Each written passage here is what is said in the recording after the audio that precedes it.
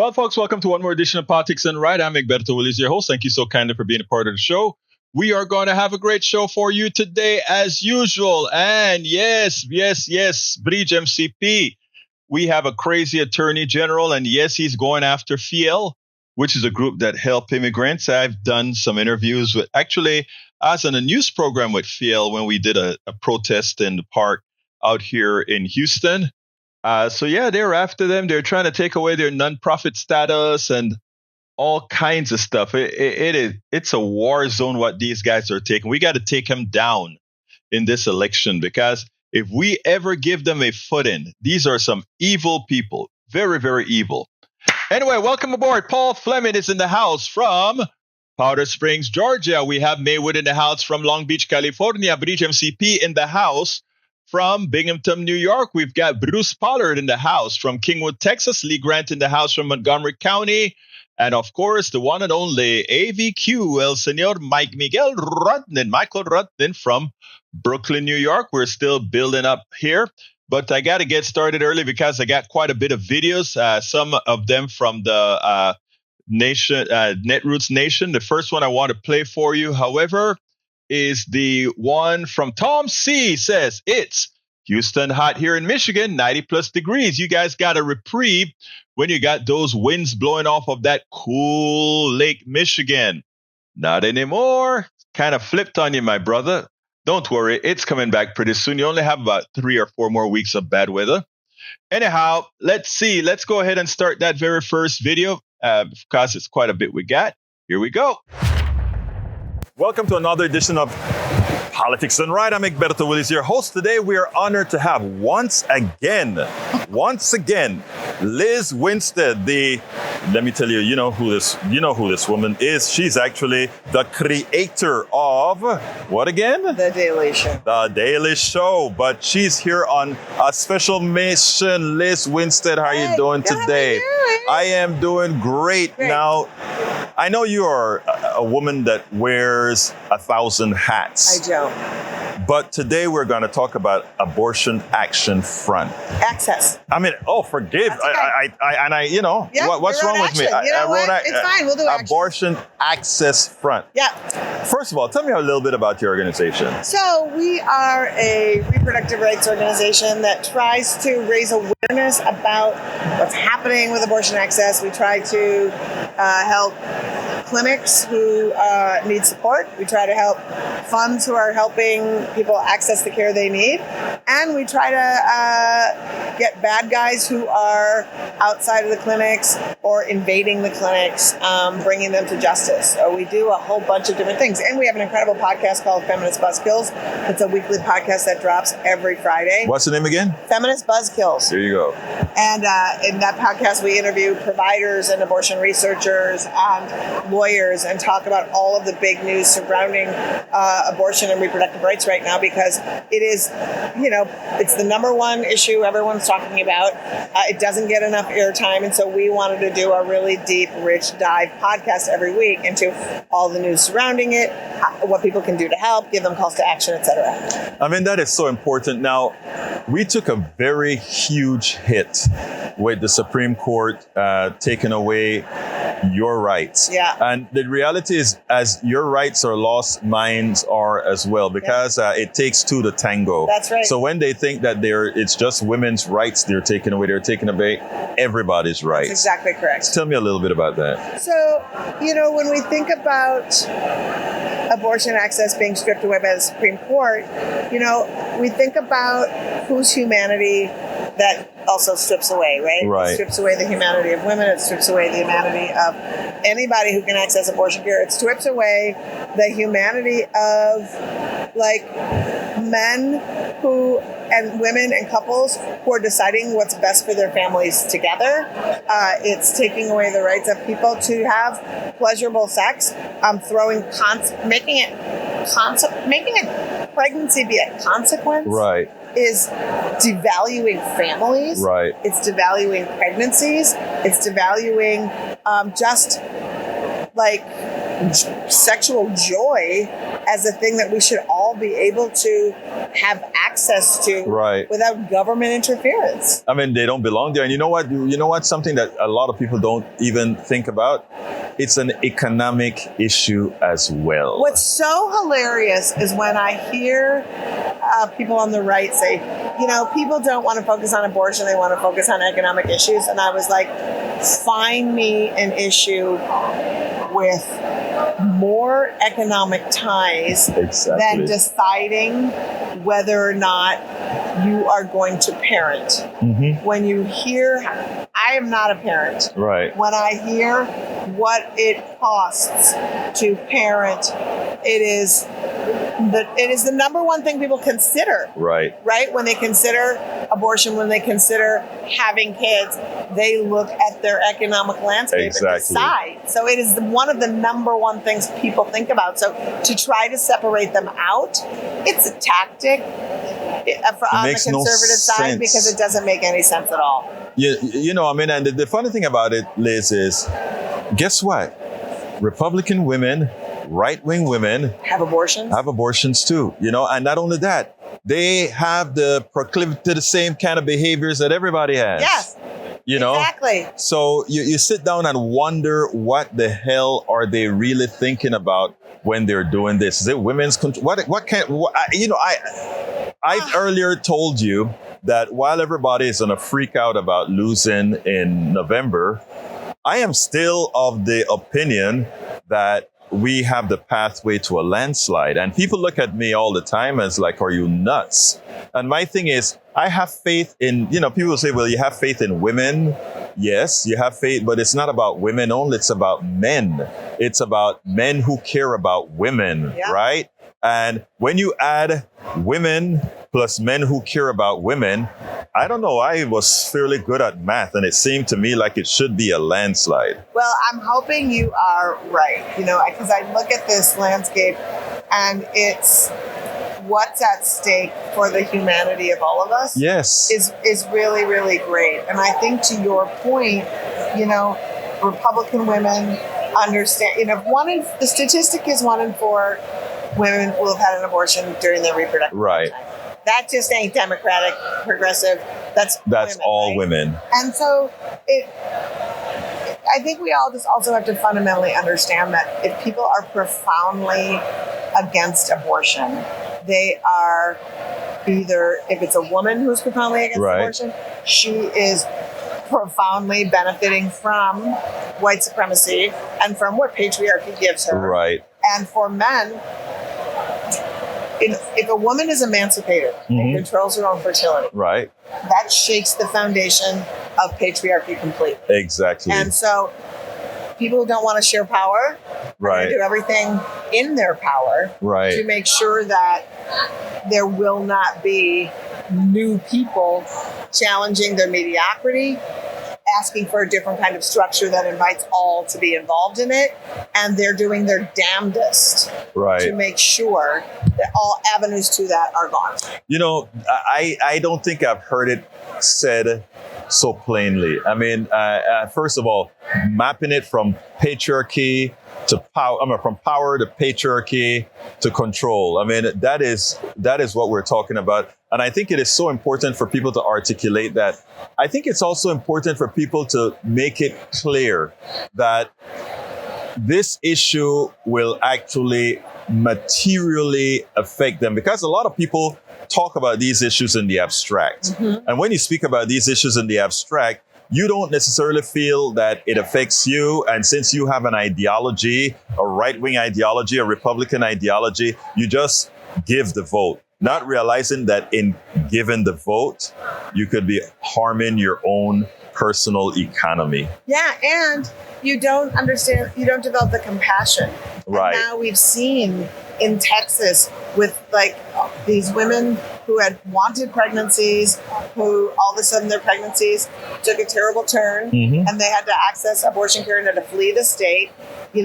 Those women are, and then IVF, it's like you can't escape it. Your money can't escape it. Your privilege can't escape it. If you live in Texas and have all the money in the world, you still have to fly somewhere, go somewhere. It's affecting all of us now. And if they're saying IVF, no, Like, it's wild. And the double whammy of it is, if you are forcing doctors to deny a care of an abortion, of a pregnancy that will possibly harm the fertility of somebody, that means then if IVF is their only option, then you're stealing their ability to parent. Yes. Stealing it. Yes. I mean, it is pathetic. And the thing about it, though, is, again, I think the work that you're doing with abortion access front, I'm getting it right now, abortion access front, I think it's so important, right? And I think the narrative also is going to be very important. I think it's going to be very important for you all to let right-wing women understand this hurts you in more ways than one. One, if we get an unwanted pregnancy and we have kids out there that weren't wanted, that also affects you. Because those are tomorrow's criminals. Those are tomorrow's welfare recipients. Those are tomorrow's, all of these things that comes from a man having a kid that they knew they couldn't afford and then have to make a ward of the state. So this doesn't only affect the people that you think it's affecting, it affects you. Right. And conversely, if we want to talk about reproductive justice in a larger sense, and you're against abortion, right? There's a lot of people who would like to have those kids. Right. They had programs that help them. So exactly. If we want to be a country that says that we value all pregnancy outcomes, then we should be funding programs where somebody who doesn't have a lot of means can have support for their kids, can get food, can get our schools are good. Like, we want to create healthy families, period. Right. And however we can do that is what we should be striving for as a nation. Well, you're doing important work. So before we go here, tell me a little bit about this documentary I know that you guys are working on. Yeah, so there's a documentary that video crew has been following around the work of Abortion Access Front for the past 7 years. Following us on the road. Everywhere you go. Everywhere we went for 7 years. And it's called No One Asked You. It's in the festival circuits right now. And it really shows the work that we do, traveling around the country, supporting clinics, trying to raise awareness around what's happening. And it was unbelievable that these people followed us around for 7 years. But to watch the work in action, it really shows the person watching the documentary all the ways that they can get involved. Right. And that's the thing I think that's important, because people were taken by surprise when Roe v. Wade was overturned. They didn't know what to do. And we are providing all kinds of avenues with which people can take action. And it helps people check in with themselves about, like, here's how much time I can give. Right. And can you put that to good use? And it's like, yes, we can. So if you do a self-check on the capacity you have to take action, we'll make sure that we put you to work. Where is this film being shown? So it's being shown right now in the festival circuit, which means it just got released. It's moving from festival to festival, and then hopefully it will get picked up by a distributor, like Netflix or one. Yeah, one of those will pick it up after it goes through a series of being at the New York Film Festival, and so it's been doing all these film festivals. It's going to be. In a couple of, we've been to probably 25 festivals so far, and then hopefully we will land at a streaming service in early fall. 2 years ago, you were very concerned that what happened would happen, and I really didn't think the Supreme Court had the gall to do it. You were right. I couldn't believe that they did it. Now, it's the worst prediction I never wanted to be right on. That you never, And the other thing is, but I do want to say that the work that you all are doing and all the people in this movement's doing, whether it be Kansas, whether it be everywhere that we put it on the ballot, you were able to prove that this isn't a Republican or Democratic issue. Yes. This is an issue. It's an issue. And it's something people deeply care about. Because I would love people to just remember that these citizen-led ballot initiatives are exactly that. Yes. It wasn't politicians that created something. It was citizens who said, I am fed up.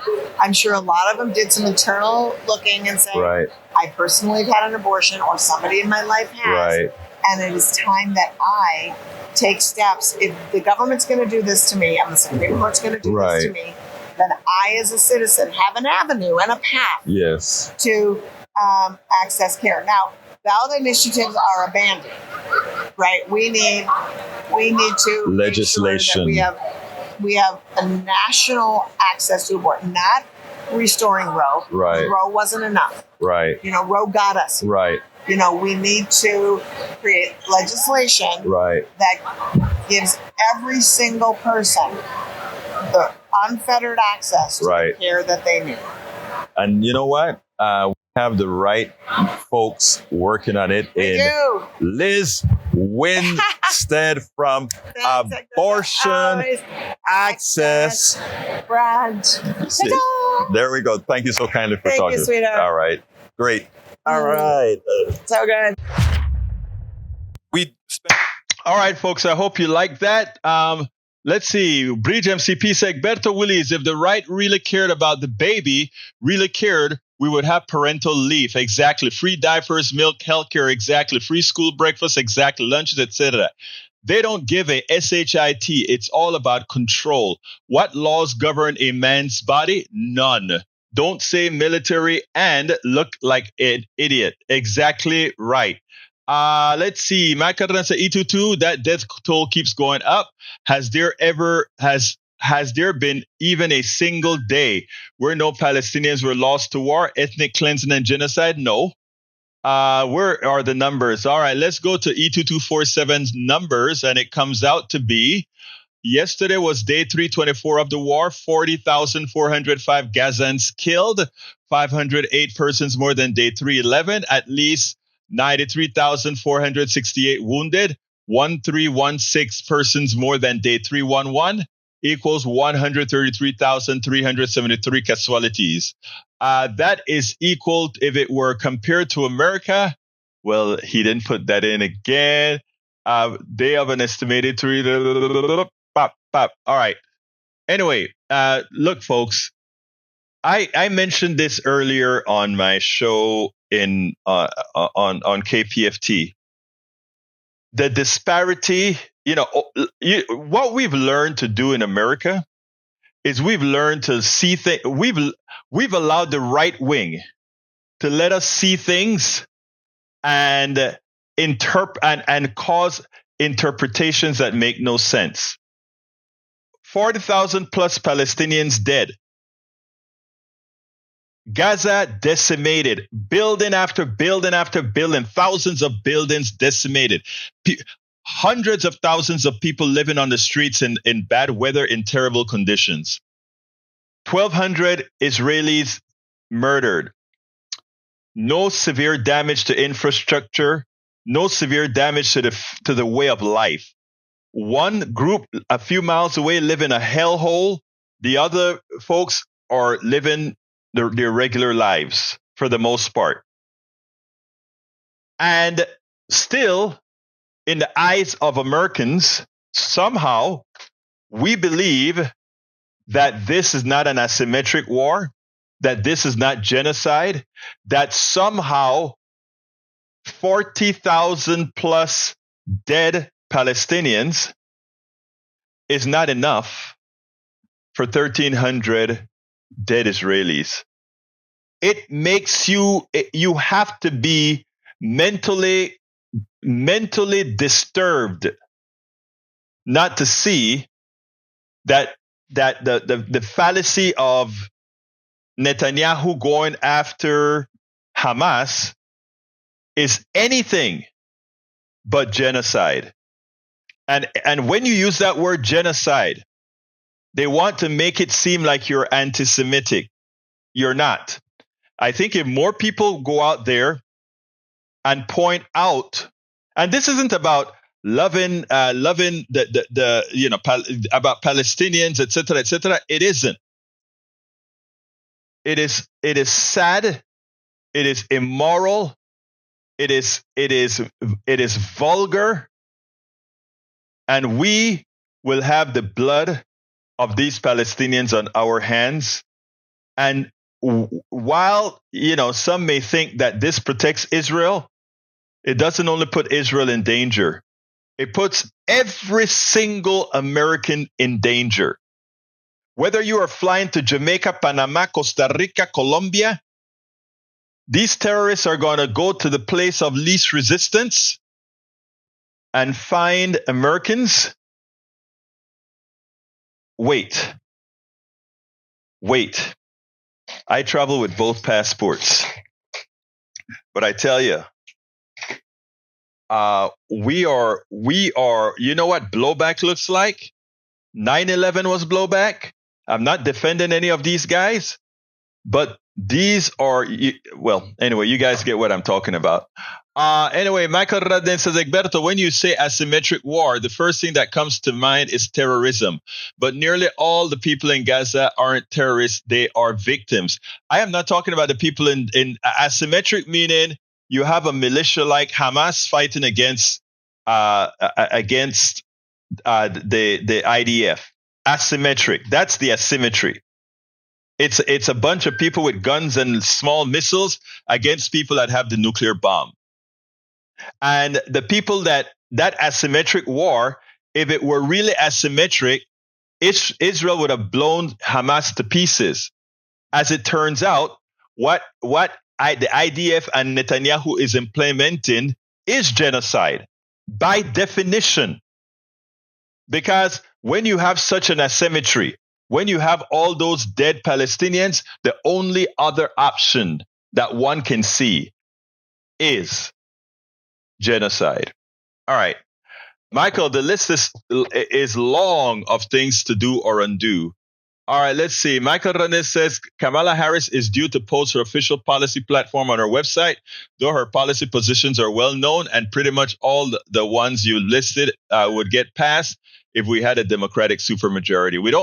We need to get rid of this supermajority thing. We need to make it, we need to blow and let's see if she's going to have the balls to tell, I guess I'll have to say, let's see if she'll have the ovaries to tell those senators it's time to undo the filibuster.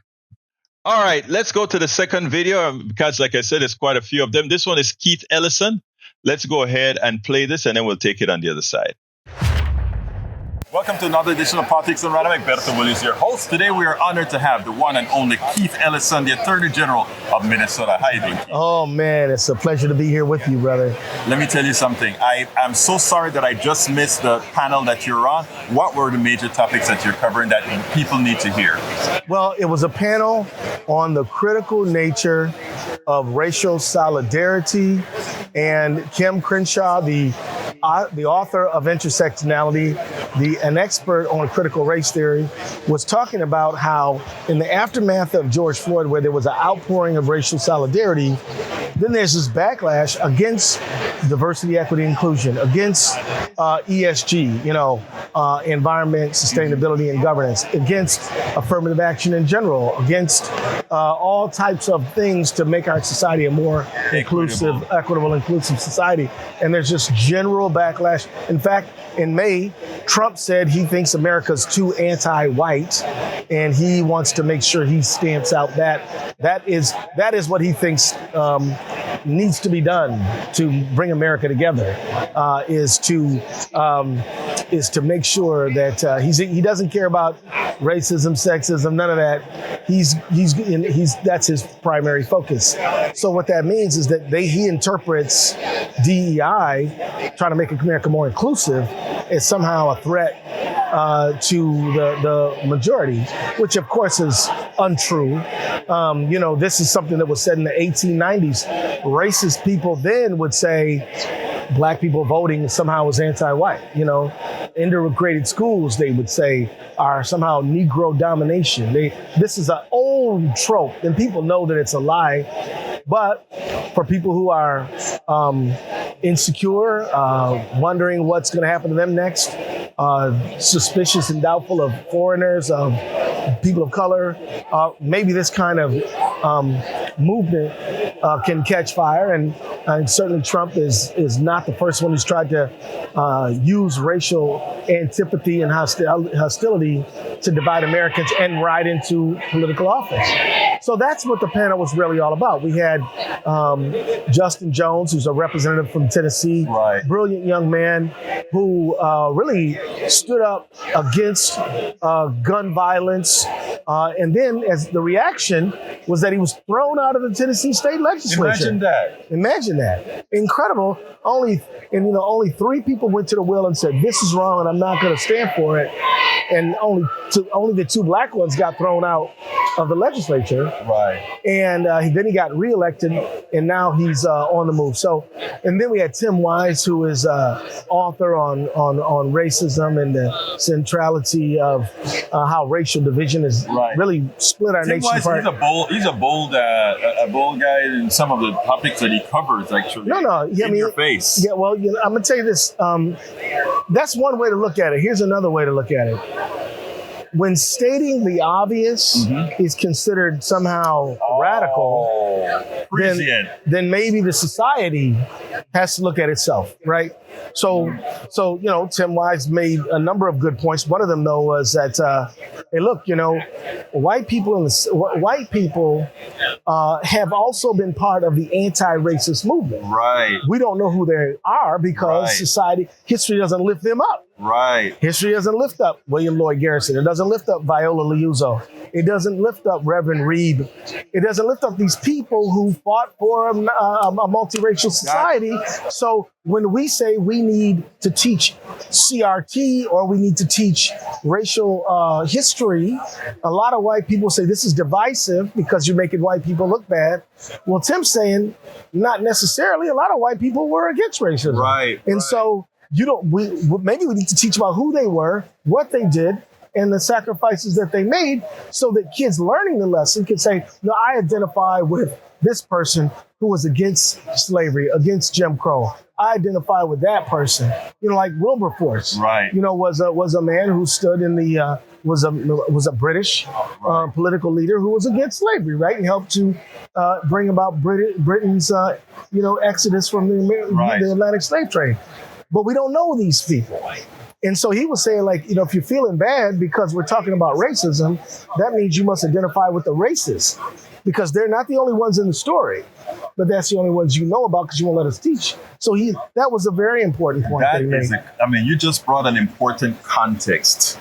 That's a very important context. Yeah, man. Now, let me tell you, I think everybody remembered that you are the Attorney General in Minnesota. You're the person who I don't think there was an attorney general who could have handled the case like you did with George Floyd.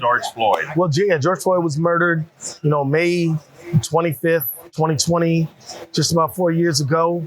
And let me tell you, I think there's other good attorney generals who could have done a good job, but it happened in my state, so I was up to bat. Well, I want to give you more kudos than that. Okay. I think the calmness with which you handled it and the straightforward with which you handled it prevented a lot of chaos that would have otherwise happened. Well, let me tell you, Egberto, I spent 16 years as a trial lawyer doing criminal defense. Right. I know the ins and outs of federal court, state court, appellate court, all courts. I did civil rights cases where I brought lawsuits against members of law enforcement who used illegal, excessive, and unreasonable force against civilians. I know what it means to do these cases. I even lost some cases. Right. And so, in fact, I'll tell you a story. Back in 1998, a young black man, 15 years old, was shot in the back by a Minneapolis police officer.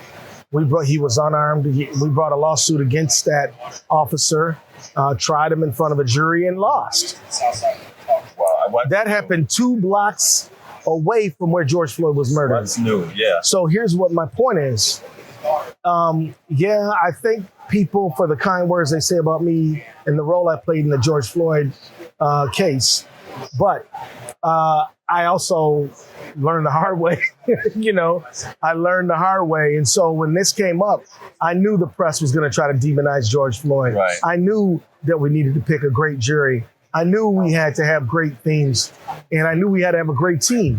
So what I did is I set about using everything that I knew, all of the scars and the bumps and the bruises I acquired along the way, and I brought them to bear in this moment. And for anybody listening, I'll say, look, your moment is going, your number is going to get called. There's going to be a time, maybe it'll be in the public, maybe it'll be in the private, who knows, when you have to stand up and be counted. And I ask you, just remember every tough lesson you ever learned to help you rise to the occasion in that moment, because that moment's coming, because it comes for all of us. Democracy in danger. How do we win 2024? Well, one thing we got to do is we got to focus on what the people need. Too much focus is on, the glamour and the likability and the well-spokenness or poor-spokenness of the candidates. At the end of the day, one candidate is for promoting racism, division. One of them thinks that nonviolent, peaceful protesters are the same as the Klan and the Nazis. One of them calls countries where black and brown people come from shithole countries. One of them called for the execution of the Central Park Five. One of them was personally sued for racial discrimination in his housing. This is, as we know, is Trump. And one of them has a record of supporting black causes, helping our country arise to the true meaning of liberty and justice for all. And so let's focus on that. Let's focus on who's trying to bring down inflation. Let's focus on who's trying to move our country forward in terms of a ceasefire, Middle East peace, and who said finish the job when it comes to the Middle East. So I think we're focused on the wrong things. We're focused on the likability, the glibness, the articulateness of the candidates. And these all things matter, but they don't matter more than what these candidates are going to do for your family and you. And if you're a woman and you say, well, I think Trump is so funny and so great, I'd like to be able to control my own body, but I'm going with the guy who's going to take my rights away because I happen to think that he somehow is better spoken and looks better on TV. I think that's bad decision making. And I would say that you should go for who's going to help you, regardless of all that other superficial stuff. Keith Ellison, Attorney General, Minnesota, thank you so kindly, as usual, for your prescient statements, my brother. Thank you very much. Egberto, my man. Estamos bien, hermano. Es un placer conocerlo. There you go. You did it again. Anyway, folks, that is the one and only Keith Ellison. Love that guy, Attorney General of Minnesota. All right, we have another one that we have now. This one is truth telling from Ali Velshi. Let's correct the notion that somehow the Biden administration was playing games with the jobs number. Again, you know how the right loves to lie? Well, let's have a little bit of truth to that. Let's get busy.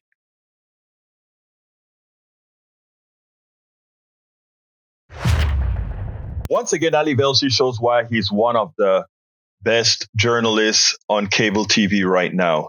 And that is not only becoming an explainer in chief, but the necessary clarification of lies that we get from our former president, Donald Trump, and others. This is important because the mainstream media continues to treat Trump as someone of value or someone we should listen to, even as they somehow point out that he's generally inaccurate. Not really. He's just a thug and a liar. But again, Ali Velshi did a great thing in explaining what the Labor Department reported late last week. And that is that, in fact, the job numbers were higher than they actually were. Donald Trump, on his tweet, made believe that this is somehow a conspiracy. I want you to listen to Ali Velshi, and then we'll take it on the other side. One of the challenges of this moment is that we're at a time where Donald Trump lies so frequently, we try not to give credence to his ridiculous claims by giving them a platform. But some of them are worth debunking, even if only so that you can quickly debunk them yourselves while in the company of those you know who believe them. And now there's this new Trumpian lie that we feel is important enough to take down because it's got the potential to catch on and purposefully mislead voters. The Labor Department issued revised job growth numbers this week, showing far weaker job growth than had previously been reported for the 12-month period that ended in March. So that's the period from April 2023 through March of 2024.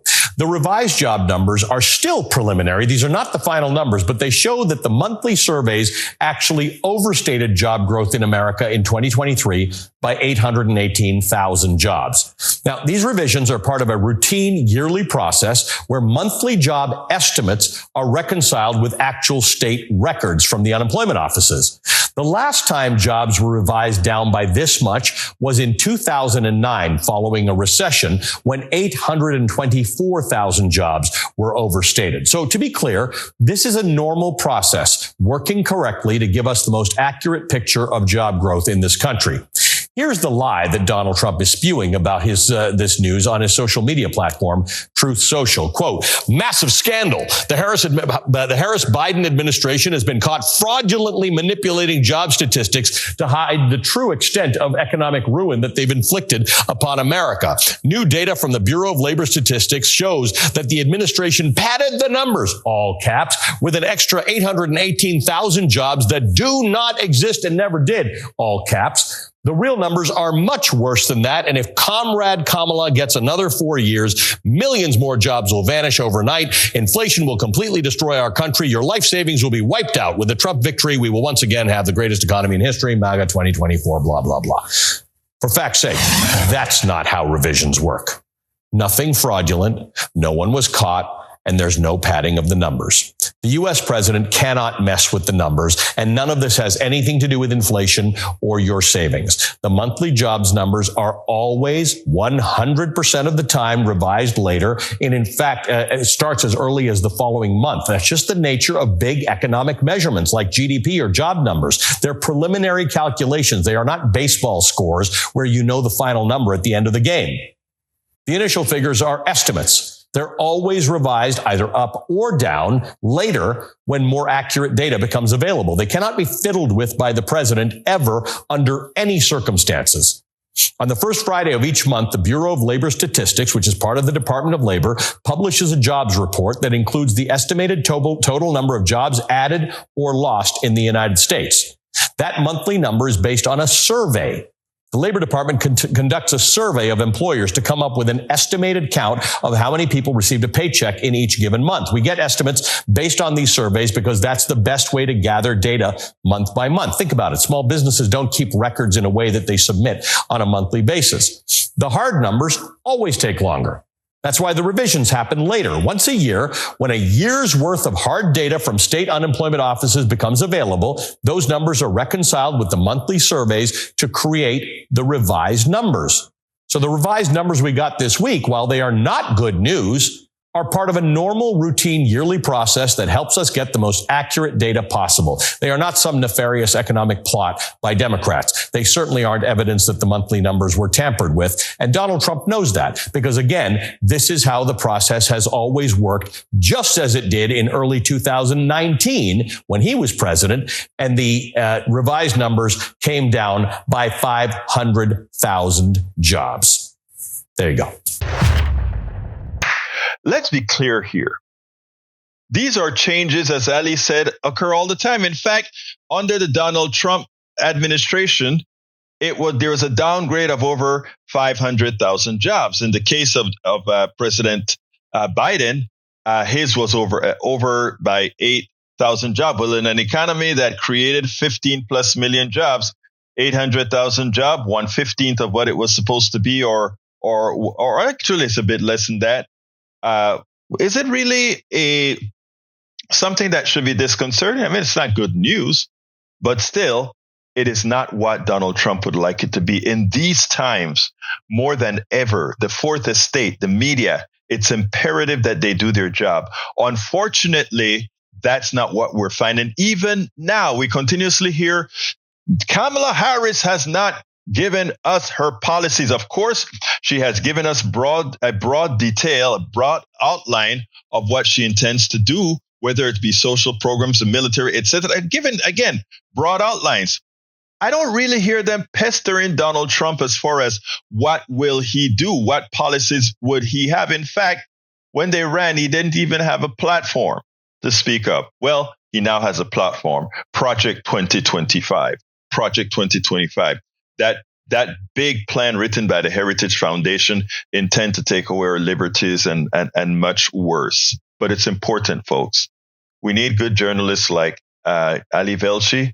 We need to give these journalists that do their job the kudos that they deserve, because in our current environment, it is so damn hard to find people who will report the news as they should. We spend a lot of time deconstructing the news, trying to parse it into a form that everybody can understand. We try to find those little nitpicks where it flies above the fray, etc. If you really like these videos that we do, I want to ask a big favor. Please go ahead. Number 1, subscribe to our channel. And number 2, please join if you can. Thank you so kindly for watching. Keep watching. Please remember to share. We must populate the entire internet with our progressive message, a message that we know is what most Americans say that they want. So help us, please join. Oh, yeah. You know, it's interesting. First of all, Bridge, nobody ever said these guys had much upstairs.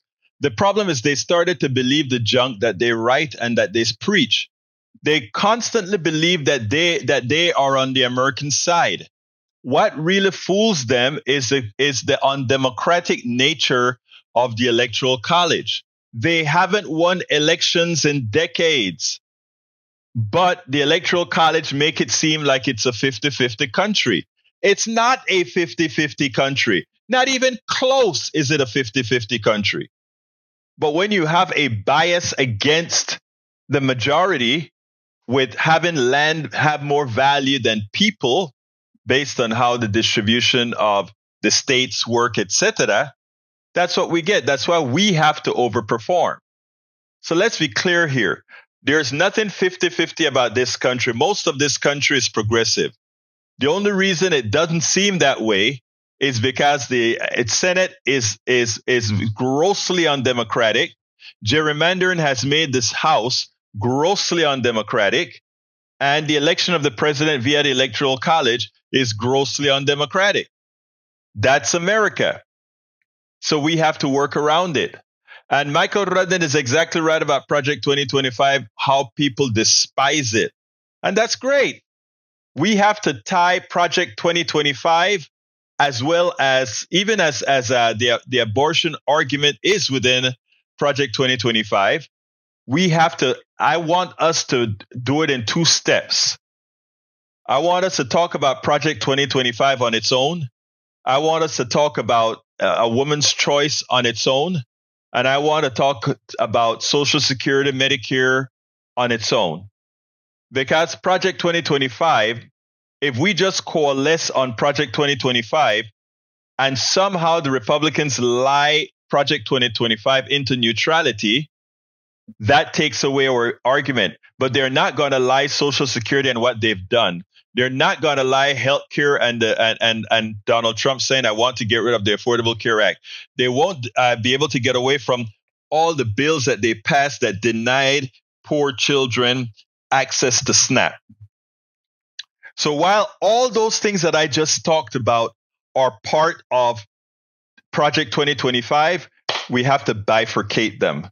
Project 2025 is an all-encompassing, remove your freedom, attack on America. And these other subjects singled out, we prove them individually with what Republicans have already done. Because again, Project 2025 didn't start with, or rather, isn't just in that document. The implementation has started for several years now. The implementation of Project 2025 has been in the process for several years. I got one more thing about the blackness of Kamala Harris that I had to discuss with a person. I think it was on Friday's KPFT show. Check this out.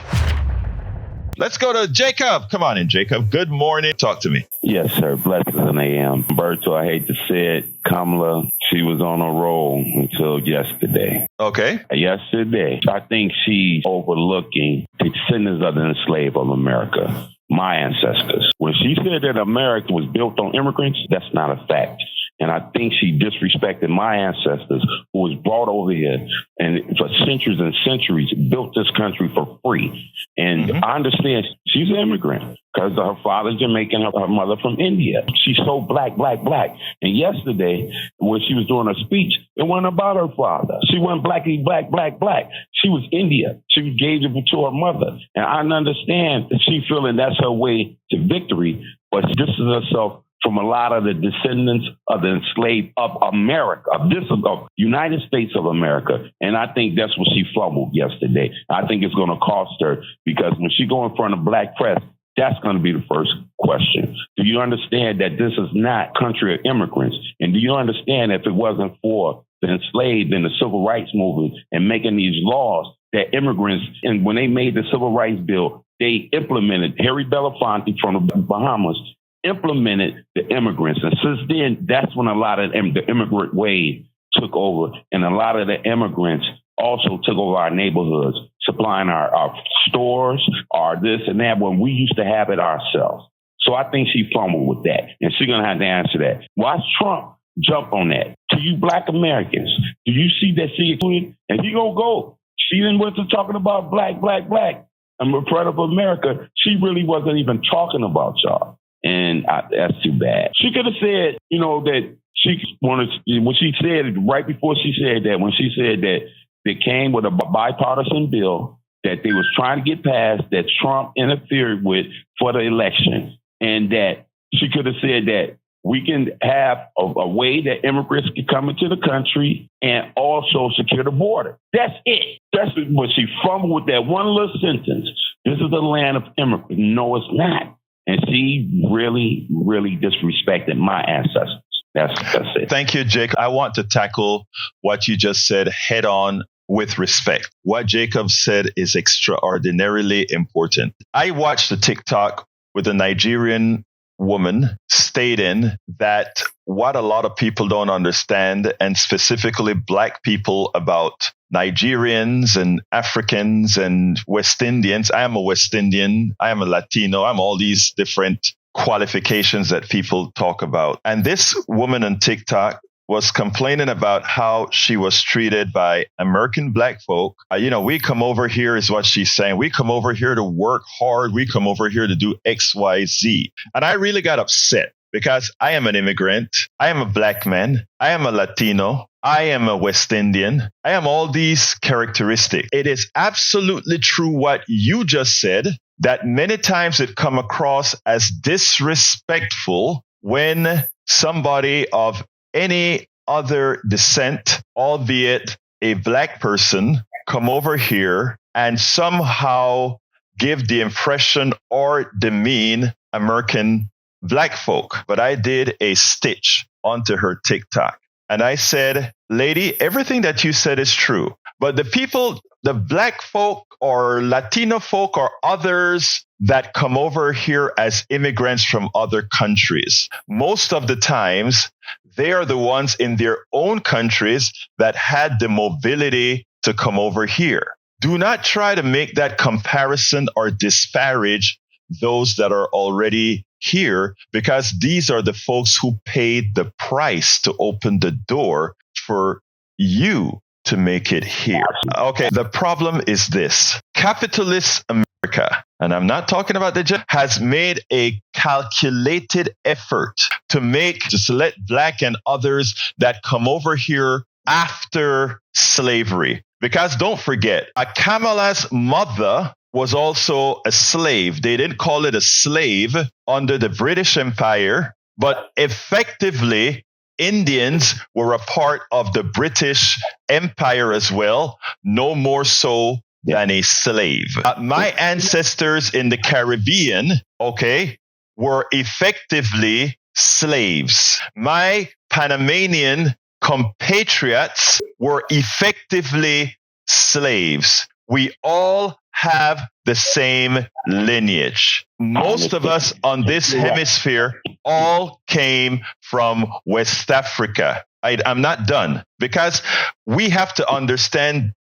what is done here often. Then many times the masters that be, meaning the plutocrats, the capitalists, create not only interracial dissension, but also interracial dissension. That means telling me, this Panamanian black dude, that there's some difference between me, this Panamanian black dude, and you American black dude. There ain't no difference. There may be some. I may eat carimañolas con frijoles y some patacones, and then I come over to your home and have some chitlins. Let me tell you something, my friend.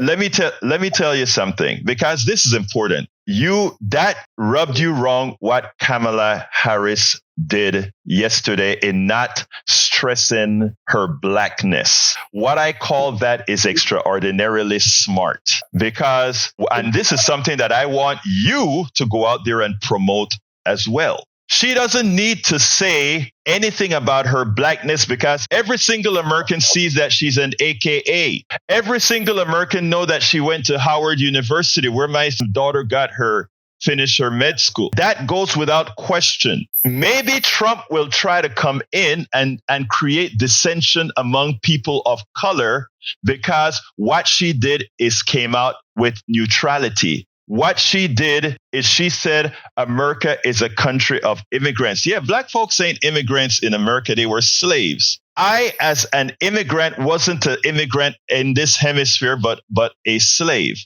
But in a tactical condition where you don't control the media, what Kamala did yesterday was smart. And I hope after you've heard what I've said, you would digest some of it. And when you hear your compatriots and friends talk about it, do the same. Anything else, Jacob, before I jump to Harry? Yes, sir. Real quick. In the so-called, we get that's English. It came from England. And that Spanish you speak come from Spain, from Europe. I'm from the chosen people of that book. I'm the true Israelite. So, all right, you bet to your friends. But I respect you and I like your show, man. Thank you, my brother. We spend a lot of time deconstructing the news, trying to parse it into a form that everybody can understand. We try to find those little nitpicks where it flies above the fray, etc. If you really like these videos that we do, I want to ask a big favor. Please go ahead. Number 1, subscribe to our channel. And number 2, please join if you can. Thank you so kindly for watching. Keep watching. Please remember to share. We must populate the entire internet with our progressive message, a message that we know is what most Americans say that they want. So help us, please join. Let's go to Jacob. Come on in, Jacob. Good morning. Talk to me. Yes, sir. Blessed as an AM. Egberto, I hate to say it, Kamala, she was on a roll until yesterday. Okay. Yesterday, I think she's overlooking the descendants of the enslaved of America. My ancestors. When she said that America was built on immigrants, that's not a fact. And I think she disrespected my ancestors who was brought over here and for centuries and centuries built this country for free. And I understand she's an immigrant because her father's Jamaican, her mother from India. She's so black.